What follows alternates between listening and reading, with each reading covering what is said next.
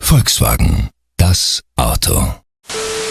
Hi hello ನಮಸ್ಕಾರ, ನಾನು ನಿಮ್ಮ ಋತ್ವಿಕ್ ಕನ್ನಡಿಗ 13. ಇವತ್ತು ನಾನು ರಿವ್ಯೂ ಮಾಡ್ತಿರೋ ಕಾರ್ ಬಂದ್ಬಿಟ್ಟು ಪೋಲೋವಿನ TDI. ಇವತ್ತ ನಮ್ಮ ಹತ್ರ ಒಂದೊಂದಲ್ಲ ಗುರು, ಎರಡೆರಡು ಕಾರ್ ಇದೆ.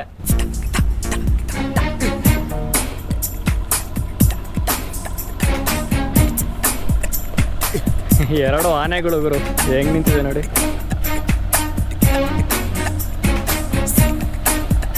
ಎರಡು ಬೀಸ್ಟ್ ಇದೆ ಪೋಲೋದು, ಎರಡು ಪೋಲೋವಿನ TDI. ನಮ್ಮ ಬಾಯ್ಸ್ಗೆ ಫಸ್ಟ್ ಡ್ರೀಮ್ ಕಾರ್ಸ್ ಗಳಂತ ಬಂದ್ರೆ BMW ಆಗ್ಲಿ, ಮರ್ಸಿಡೀಸ್ ಬೆನ್ಸ್ ಆಗ್ಲಿ, ಯಾವ್ದು ಫಸ್ಟ್ ಬರಲ್ಲ. ಫಸ್ಟ್ ಬರೋದೇ ಯಾವ್ದು ಅಂದ್ರೆ ಫೋಕ್ಸ್ ವ್ಯಾಗನಿನ ಪೋಲೋ ಅಂತ ನೇಮ್ ಅಷ್ಟೇ. ಮಹಾಜನ್ಗಳೇ, ನಮ್ಮನ್ನ ಹೇಳಿದ್ ಕರೆಕ್ಟ್.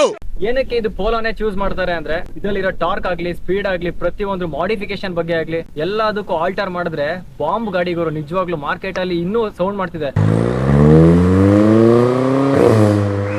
Volkswagen, das Auto.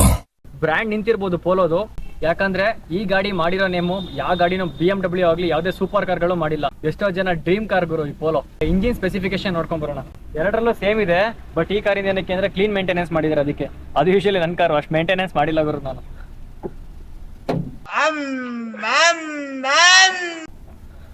ರಾಡಲ್ಲೋ ಗುರು ಇಂಜಿನ್ ಸ್ಪೆಸಿಫಿಕೇಶನ್ ನೋಡೋದಾದ್ರೆ ಇಲ್ಲಿಗೆ ಬರಲ್ಲ. ಇಂಜಿನ್ ತೋರಿಸಿಂಗೆ 1.2 L3 ಸಿಲಿಂಡರ್ ಅಂದ್ರೆ 1.2 ಟರ್ಬೋ ಇಂಜಿನ್ ವಿತ್ 3 ಸಿಲಿಂಡರ್ ಬರುತ್ತೆ ಗುರು. ನೋಡಿ ಎಷ್ಟು ಚೆನ್ನಾಗಿ ಮೇಂಟೈನ್ ಮಾಡಿದ್ದಾರೆ.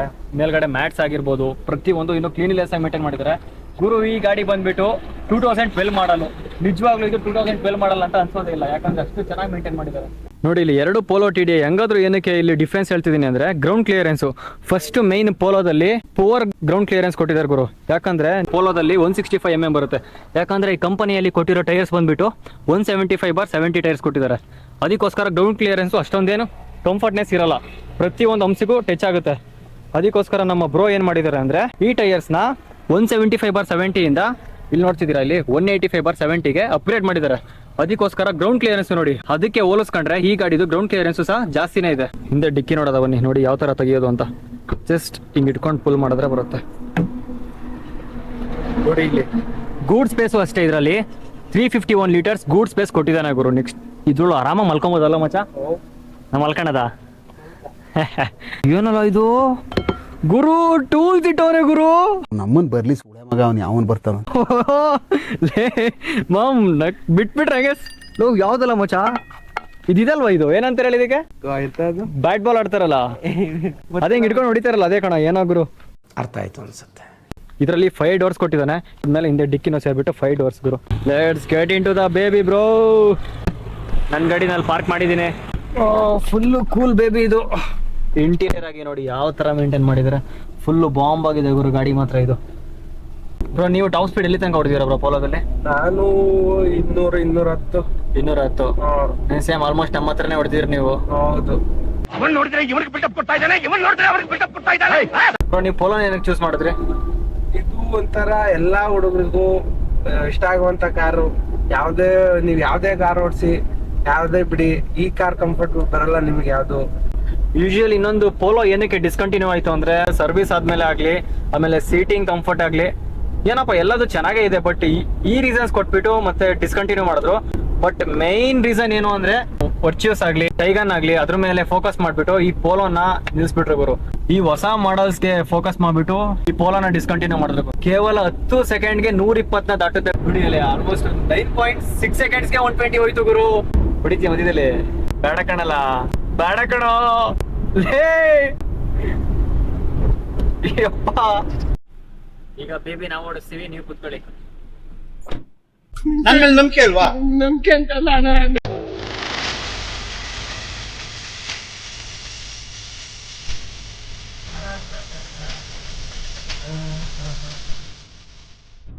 ಪೋಲೋದಲ್ಲಿ ಏನೊಂದು ಅಡ್ವಾಂಟೇಜ್ ಅಂದ್ರೆ ಸ್ಟೇರಿಂಗ್ ಇಂದ ಮತ್ತೆ ಸೀಟ್ ಪ್ರತಿಯೊಂದು ಅಡ್ಜಸ್ಟ್ ಮಾಡ್ಕೊಬಹುದು. ನೋಡಿ ಇಲ್ಲಿ ಆರಾಮ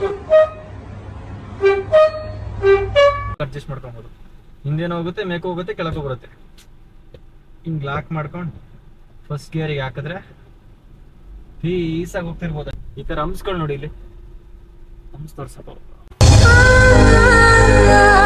ನೋಡಿ. ಈ ತರ ಹಂಸ್ಗಳು ಬಂದಾಗ ಯೂಶಲಿ ಸೂಪರ್ ಕಾರ್ಗಳು ಮಾತ್ರ ಸ್ಲ್ಯಾಂಟ್ ಆಗಿ ಹೊಡಿತೀವಿ. ಅದನ್ನ ಬಿಟ್ರೆ ಪೋಲೋನ ಹೊಡಿಬೇಕು.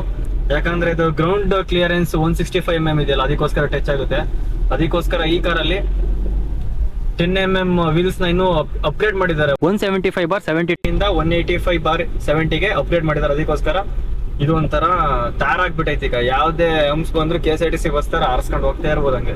ಇನ್ನೊಂದು ಪೋಲೋ ಬ್ಯಾನ್ ಆಗೋದ್ ಕಾರಣ ಏನು ಅಂದ್ರೆ ಈ ನ್ಯೂ ಮಾಡಲ್ಸ್ ಮೇಲೆ ಆಕ್ಚುಯಲ್ ಅಫಿಷಿಯಲ್ ರೀಸನ್ ಬಂದ್ಬಿಟ್ಟು ಈ ವರ್ಚ್ಯೂಸ್ ಮತ್ತೆ ಟೈಗನ್ ಕಾರ್ಗಳ ಮೇಲೆ ಈ ನ್ಯೂ ಅಪ್ಗ್ರೇಡ್ ಮಾಡಿದ್ರಲ್ಲ ಫೋಕ್ಸ್ ವ್ಯಾಗನ್ ಅವರು, ಅದ್ರ ಮೇಲೆ ಫೋಕಸ್ ಮಾಡ್ಬಿಟ್ಟು ಇವ್ರು ಏನ್ ಮಾಡಿದ್ರು ಅಂದ್ರೆ ಈ ಕಾರ್ನ ಮ್ಯಾನುಫ್ಯಾಕ್ಚರ್ ಬಗ್ಗೆ ಅಷ್ಟು ತಲೆ ಕೆಡ್ಸ್ಕೊಂಡು ಹೋಗ್ಲಿಲ್ಲ, ಅವಾಗ ಸ್ಟಾಪ್ ಮಾಡಿದ್ರು. ಬಟ್ ನಮಗೆ ರೀಸನ್ ಗಳು ಏನ್ ಸಿಕ್ಕೋದು ಅಂದ್ರೆ ಕಾರ್ ಏನಕ್ಕೆ ಬ್ಯಾನ್ ಆಯ್ತು ಅಂದ್ರೆ ಈ ಸೀಟಿಂಗ್ ಪೊಸಿಷನ್ ಇರ್ಲಿಲ್ಲ, ಮತ್ತೆ ಸರ್ವಿಸ್ ಆದ್ಮೇಲೆ ಎಷ್ಟೋ ಟ್ರಬಲ್ಸ್ ಬರ್ತಿತ್ತಂತೆ ಕಾರಲ್ಲಿ, ಅದಕ್ಕೋಸ್ಕರ ಈ ಕಾರ್ನ ಬ್ಯಾನ್ ಮಾಡಿದ್ರು ಅಂತ ಹೇಳ್ತಾರೆ. ಅಫಿಷಿಯಲ್ ರೀಸನ್ ಬಂದ್ಬಿಟ್ಟು ನ್ಯೂ ಮಾಡಲ್ಸ್ ಮೇಲೆ ಅವ್ರು ಫೋಕಸ್ ಮಾಡ್ಬಿಟ್ಟು ಚಿನ್ನ ಅಂತ ಗಾಡಿನ ಮ್ಯಾನುಫ್ಯಾಕ್ಚರ್ ಮಾಡೋದನ್ನ ನಿಲ್ಸ್ಬಿಟ್ರು ಗುರು.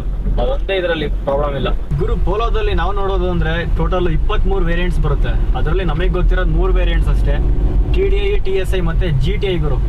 GTI ಅಂತ ಹೆಸರು ಕೇಳಿದ್ರೆ ಗೂಸ್ ಬಂಪ್ಸ್ ಬರುತ್ತೆ. ಯೂಶಲಿ ಆ GTI ಕಾರ್ಗಳು ನಮ್ಮ ಇಂಡಿಯಾದಲ್ಲಿ ಬರೀ 200 ಕಾರ್ ಇದೆ ಅಷ್ಟೇ GTI. ಆ GTI ನಿಜವಾಗ್ಲೂ ಯಾರು ನನ್ನ ಪ್ರಕಾರ ಯಾರು ಸೆಲ್ ಮಾಡಲ್ಲ, ಯಾಕಂದ್ರೆ ಅದು 200 ಕಾರ್ ಇದೆಯಲ್ಲ, ಅದಕ್ಕೋಸ್ಕರ ತುಂಬಾನೇ ಕಡಿಮೆ ಕಾರ್ಗಳು GTI ಇರೋದು. ಅದನ್ನ ಓಡಿಸ್ಬೇಕೇನಾದ್ರೂ ನಾವು TDI, TSI ಬಂದ್ರೆ ನಿಜವಾಗ್ಲೂ ಹೀರೋ ಹೋಂಡಾ ಓಡಿಸ್ಬಿಟ್ಟು ಹೆಂಗೆ KTM RX ಓಡಿಸ್ತೀವಿ ಅದೇ ತರ ಫೀಲ್ ಆಗುತ್ತೆ. ಅದನ್ನ GTI ಅಂತ ಏನಕ್ಕೆ ಅಂತಾರೆ ಅಂದ್ರೆ ಗ್ರ್ಯಾಂಡ್ ಟೌರಿಂಗ್ ಇಂಜೆಕ್ಷನ್ ಅಂತ. ಅಂದ್ರೆ ನೀವು ಯಾವ್ದೇ ಲಾಂಗ್ ಓಡಿರಿ, ಎಲ್ಲೇ ಹೋಗ್ಲಿ, ಪರ್ಫಾರ್ಮೆನ್ಸ್ ಮತ್ತೆ ಸ್ಪೀಡ್ ಯಾವ್ದೇ ಕಾರಣಕ್ಕೂ ಕಡಿಮೆ ಆಗಲ್ಲ. ಅದಕ್ಕೋಸ್ಕರ ಪೋಲೋದಲ್ಲಿ GTI ಅಂತ ಇಟ್ಟಿರೋರು. ಇನ್ನೊಂದು ನಮ್ಮ ಕರ್ನಾಟಕದಲ್ಲಿ ಫೋಕ್ಸ್ ವ್ಯಾಗನ್ದು ಮೈನ್ 3 ಶೋರೂಮ್ ಇರೋದು ಎಲ್ಲಿ ಅಂದ್ರೆ ಹುಬ್ಳಿ, ಮೈಸೂರು ಮತ್ತೆ ಬ್ಯಾಂಗ್ಳೂರಲ್ಲಿ 3 ಮಾತ್ರ ಮೈನ್ ನಮ್ ಕರ್ನಾಟಕದಲ್ಲಿ ಮೈನ್ ಶೋರೂಮ್ಸ್ ಇರೋದು. ಅದನ್ನ ಬಿಟ್ರೆ ಮಾಡಿಫಿಕೇಶನ್ ಗುರು, ಮುಂಚೆ ನಾವೇನು ಝೆನ್ನು ಅದಕ್ಕೆಲ್ಲ ಮಾಡಿಫಿಕೇಶನ್ ಮಾಡಿಸಿದ್ವು ವಿಂಟೇಜ್ ಕಾರ್ಗಳಿಗೆ, ಮಾಡಿಫಿಕೇಶನ್ ಗೆ ನೆಕ್ಸ್ಟ್ ಲೆವೆಲ್ ಕಾಣೋದೇ ನಮ್ಮ ಈ ಪೋಲೋ ಗುರು. ಇನ್ನೊಂದು ಈ ಪೋಲೋ ಇನ್ ಕೇಸ್ ಏನಾದ್ರು ನಾರ್ಮಲ್ ಪೀಪಲ್ಸ್ ಅಂದ್ರೆ ಆಸೆ ಇರುತ್ತೆ ನೋಡಿ ಹುಡುಗರು, ಅವ್ರು ತಗೊಂಡ್ರೆ ನಾರ್ಮಲ್ ಪೀಪಲ್ಸ್ ಗಳು ತಗೊಂಡ್ರೆ ಏನೇನ್ ಚೇಂಜ್ ಮಾಡಿಸ್ಕೊಂಡ್ರೆ ಬ್ಯಾಕ್ ಬಿಲ್ ಚೇಂಜ್ ಮಾಡಿಸ್ತಾರೆ, ಮೇಲ್ ರೂಫ್ ಟಾಪ್ ಒಂದು ಬ್ಲಾಕ್ ಮಾಡಿಸ್ಬಿಟ್ಟು ಪೀಸ್ ಆಗಿ ಒಂಥರ ಆರಾಮಾಗಿ, ಅಂದ್ರೆ ನಾರ್ಮಲ್ ಕಾರ್ ಹೆಂಗ್ ತರ ಕಾಣುತ್ತೆ ಮಾಡಿಫಿಕೇಶನ್ ಆಗಿರ್ಬಾರ್ದು ಆ ತರ ಕಾಣಿಸುತ್ತೆ. ಇನ್ ಕೇಸ್ ಏನಾದ್ರು ಫ್ಯಾಮಿಲಿ ಮೆಂಬರ್ಸ್ ಅವ್ರಿಗೆ ಏನಾದ್ರು ಸಿಕ್ಕಿದ್ರೆ ಒಂಚೂರು ಇಂಟೀರಿಯರ್ ಎಲ್ಲ ಒಂಚೂರು ಚೇಂಜ್ ಮಾಡಿಸ್ಕೊಂಡು ಅಪ್ಡೇಟ್ ಮಾಡ್ಕೊಂಡು ಒಂಚೂರು ಬಾಂಬ್ ಮಾಡ್ಕೊಂತಾರೆ. ಇನ್ ಕೇಸ್ ಏನಾದ್ರು ಚಪ್ರಿಗಳಿಗೆ ಏನಾದ್ರು ಈ ಗಾಡಿ ಸಿಕ್ಬಿಟ್ರೆ ಅಂದ್ರೆ ಅವ್ರಿಗೆ ಅಂತಾನೆ ಮಾಡ್ಸಿರ್ಬೇಕು, ಆ ತರ ಮಾಡಿಫಿಕೇಶನ್ ಮಾಡಿಸ್ಕೊಂಡ್ಬಿಡ್ತಾರೆ. ಈ ತರ 3 ತರನು ಬೇಕಾದ್ರೆ ಈ ಕಾರ್ ಚೇಂಜ್ ಮಾಡ್ಕೊಬಹುದು. ನೀವ್ ಅನ್ಕೊಬಹುದು ಇಷ್ಟೆಲ್ಲ ಹೇಳ್ತಾನೆ ಗುರು ಈ ಕಾರ್ಗಳನ್ನ ಏನಕ್ಕೆ ಸೇಲ್ ಮಾಡ್ತಾರೆ ಅಂತ. ಒಂದು ಇದ್ರ ಪಾರ್ಟ್ಸ್ ಗಳು ಒಂದೊಂದು ಚಿನ್ನದ ಬೆಲೆ ಗುರು. ಇನ್ ಕೇಸ್ ಏನಾದ್ರು ಒಂದು ಹೆಡ್ಲೈಟ್ ಹೋದ್ರೆ ಹತ್ರ 5,000 ರೂಪಾಯಿ ಇದೆ. ಒಂದು ಮ್ಯಾಗ್ ವೀಲ್ ಬೆಲೆ 20,000 ರೂಪಾಯಿಂದ ಸ್ಟಾರ್ಟ್ ಆಗುತ್ತೆ. 20,000 ರೂಪಾಯಿ ಬೇಸಿಕ್ ಪ್ರೈಸ್. 20,000 ರೂಪಾಯಿಂದ ಒಂದ್ ಮ್ಯಾಗ್ ವೀಲ್ 1.5 ಲಕ್ಷ ತನಕನೂ ಇದೆ. ಅದನ್ನ ಬಿಟ್ರೆ ಇನ್ನ ಗೇರ್ ಬಾಕ್ಸ್, ಈ ಗೇರ್ ಬಾಕ್ಸ್ ಏನಾದ್ರು ಹೋದ್ರೆ ಇನ್ನೊಂದ್ ಸೆಕೆಂಡ್ ಹ್ಯಾಂಡ್ ಕಾರೇ ಬರುತ್ತೆ. ಯಾಕಂದ್ರೆ ಜರ್ಮನ್ ಬೇಬಿನ್ ಗೇರ್ ಬಾಕ್ಸ್ ಎಷ್ಟು ಸಾಫ್ಟ್ ಆಗಿ ಯೂಸ್ ಮಾಡ್ತೀವಿ ಅಂದ್ರೆ ಅಷ್ಟು ಲಾಂಗ್ ಲಾಸ್ಟಿಂಗ್ ಆಗಿರುತ್ತೆ. ಇನ್ ಕೇಸ್ ಏನಾದ್ರು ಯಾರಿಗಾರು ಲಾರಿ ಡ್ರೈವರ್ ಅಥವಾ ಯಾರಿಗಾರು ಬೇರೆಯವ್ರಿಗೆ ಸಿಕ್ಬಿಟ್ರೆ ರಫ್ ಅಂಡ್ ಟಫ್ ಆಗಿ ಯೂಸ್ ಮಾಡಿದ್ರೆ ನಮ್ ಗೇರ್ ಬಾಕ್ಸ್ ಏನಿಲ್ಲ, ಆ ತರ ಇದ್ರ ಗೇರ್ ಬಾಕ್ಸ್ ಹೋಗ್ತಾ ಇರುತ್ತೆ. ಅಯ್ಯೋ ನಿಜ ನಿಜ ನಿಜ ನಿಜ ನಿಜ.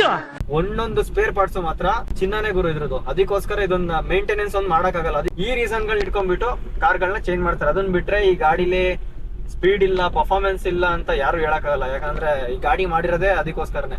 ಟಾರ್ಕ್ ಆಗ್ಲಿ, ಸ್ಪೀಡಿಂಗ್ ಆಗ್ಲಿ, ಪರ್ಫಾರ್ಮೆನ್ಸ್ ಆಗ್ಲಿ, ಎಲ್ಲಾದ್ರು ಮಾತ್ರ ಕಂಫರ್ಟ್ ವೈಸ್ ಇಂದ ಎಲ್ಲಾದ್ರು ಇದೆ ಗುರು.